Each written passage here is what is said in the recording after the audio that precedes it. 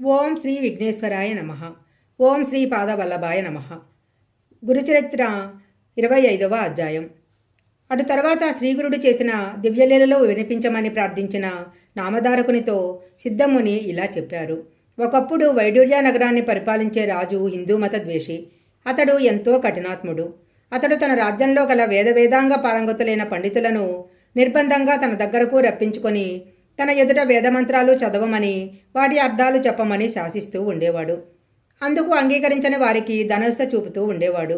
అయినప్పటికీ కొందరు శిష్టాచార పరులు అలా చేయటం తమ వల్ల కాదని నిరాకరించేవారు. కొందరు నికృష్టులు మాత్రము అతడిచ్చే సంభావనలకు ఆశించి వైదిక ధర్మాలకు విరుద్ధంగా అతని ఎదుట వేదార్థము చెప్తుండేవారు. యజ్ఞకాండలోని అంశాలు వారి నుంచి విని ఆ దుష్టుడు యజ్ఞాలలో పశుహింస చేసే బ్రాహ్మణులు ఇతరులు చేసే జీవహింసను నిందించడం తగదని అవహేళన చేస్తూ ఉండేవాడు. అలా వేదార్థం చెప్పిన వారికి తన చేతికి వచ్చినంత సంభావనలు ఇస్తుండేవారు. ఆ సంగతి విని ధనాసాపరులు ఎందరో అతని మెప్పు కోరి అతని వద్దకు తమకై తామే వచ్చి వేదార్థం చెప్తూ ఉండేవారు. ఒకనాడు ఉత్తరాది నుండి వేద పండితులైన బ్రాహ్మణులు ఇద్దరు వచ్చి ఆ రాజును దర్శించి, సకల విద్యలలోనూ మాకు సాటి అయిన వారు ఎక్కడా లేరు. మేము దేశంలోని పండితులను శాస్త్రవాదంతో ఎదుర్కొని జయించటానికి బయలుదేరాము. మీ రాజ్యంలో మాతో వాదించగల విద్వాంసులు ఎవరైనా ఉంటే పిలిపించండి, మా ప్రతిభ నిరూపించగలము అన్నారు. పరాయి మతాన్ని కించపరచటానికి మరొక మంచి అవకాశం లభించిందని తలచి ఆ రాజు వెంటనే నగరంలో దండోరా వేయించి ఆ పండితులను వాదనలో ఓడించిన వారికి గొప్ప బహుమానాలు ఇస్తానని ప్రకటించాడు. మన వేదశాస్త్రాలను ఆ దుష్టుల ఎదుట వల్లించటానికి ఇష్టపడని శిష్టాచారులు కొందరు తమకంతటి సామర్థ్యం లేదని చెప్పుకున్నారు. మరికొందరు నిండు సభలో తమకు అవమానం జరుగుతుందని భయపడి ముందుకు రాలేదు. వీరంతా కుపండితులకు జయపత్రాలు ఇవ్వక తప్పలేదు. అప్పుడు ఆ రాజు ఆ పండితులిద్దరికీ వస్త్రాలు, ఆభరణాలు, భారీ ఎత్తున కానుకలు ఇచ్చి మేళ తాళాలతో ఊరేగించాడు. వారికి ఒక అగ్రహారం కూడా ఇచ్చాడు. వేద పండితులను వేద పండితులే కించపరచడము ఆ రాజుకు వినోదమైంది. దానితో ఆ పండితులిద్దరూ మరింత గర్వించి నగరంలోని విద్వాంసులందరినీ నోటికి వచ్చినట్లు దూషించటం మొదలుపెట్టారు. ఒకరోజు వారు రాజుతో, మా పాండిత్యము ప్రతిభ ఇక్కడ తెలిసిపోవటం వల్ల ఎవరూ మాతో వాదానికి రావటం లేదు. వాదన లేకుంటే మేం చేసే పరిశ్రమ వలన ప్రయోజనం ఏముంది? మీరు గనక సెలవిస్తే మేము రాజ్యమంతా సంచారం చేసి పండితులతో వాదించాలి అనుకుంటున్నాము. వారి నుంచి జయపత్రాలు తీసుకుని వస్తాము అని చెప్పారు. రాజు అందుకు అంగీకరించి వారిని సగౌరవంగా పంపాడు. వారు ఏనుగులనెక్కి ఊరూరా తిరిగి జయపత్రికలు పొందసాగారు. అలా వాళ్ళిద్దరూ పర్యటిస్తూ ఒకరోజు కుమసీ గ్రామానికి వచ్చారు. అచ్చట త్రివిక్రమ భారతి వేదాంగ పారంగతుడని విని ఆయనను దర్శించి, నువ్వు గనక వేదజ్ఞుడవైతే మాతో వాదించు, లేకుంటే ఓటమిని అంగీకరించి జయపత్రము ఇవ్వు అన్నారు. అందుకు త్రివిక్రమ భారతి, అయ్యా, నాకు వేదం రాదు. వచ్చి ఉంటే నేను కూడా మీలాగే రాజసన్మానాలు అందుకుంటూ భోగాలు అనుభవించేవాడిని కదా.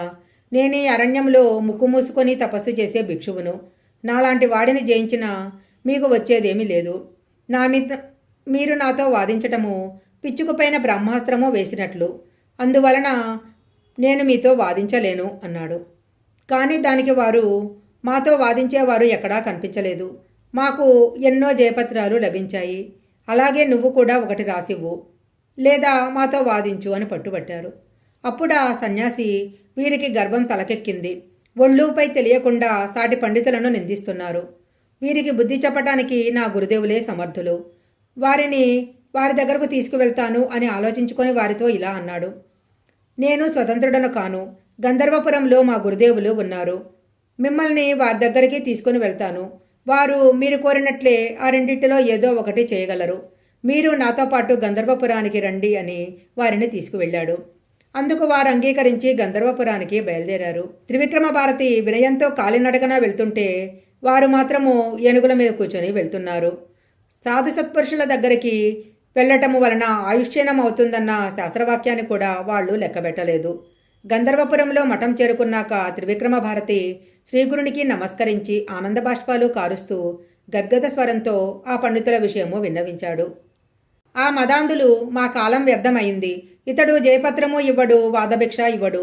మమ్మల్ని ఇక్కడికి తీసుకువచ్చాడు కాబట్టి మీరిద్దరిలో ఎవరో ఒకరు ఏదో ఒకటి చేసి తీరాలి అన్నారు. అప్పుడు శ్రీగురుడు నవ్వుతూ ఆ దుష్టులతో ఇలా అన్నారు. సాటి విప్రులను ఇలా పరాభవించినందువలన మీకు కలిగే లాభం ఏముంది? గెలిచినందువలన లాభము కానీ ఓడినందువలన చిన్నతనం కానీ ఏమీ ఉండవు అన్నారు. అందుకు వారిద్దరూ అలా అయితే జయపత్రము అయినా ఇవ్వండి అని అన్నారు. దానికి వారు మీరు మాతో వాదానికైనా రండి, లేదంటే జయపత్రమైనా ఇవ్వండి అని పట్టుపట్టారు. అప్పుడు గురువు నవ్వి, వేదం సంపూర్ణంగా తెలుసుకోవాలంటే బ్రహ్మాదులకే సాధ్యం కాలేదు. వేదాలు చాలా అపారమైనవి. అలాంటప్పుడు వేద విధులమని చెప్పుకోవటం విర్రవేగడమే అవుతుంది. ఈ జయపత్రికల వలన ప్రయోజనమేముంది? మా మాట విని ఇకనైనా ఇలాంటి మాటలు మానండి అన్నారు. అప్పుడు వాళ్ళు రోషంతో, మా సామర్థ్యం తెలుసుకోకుండా వ్యర్థంగా మాట్లాడవద్దు.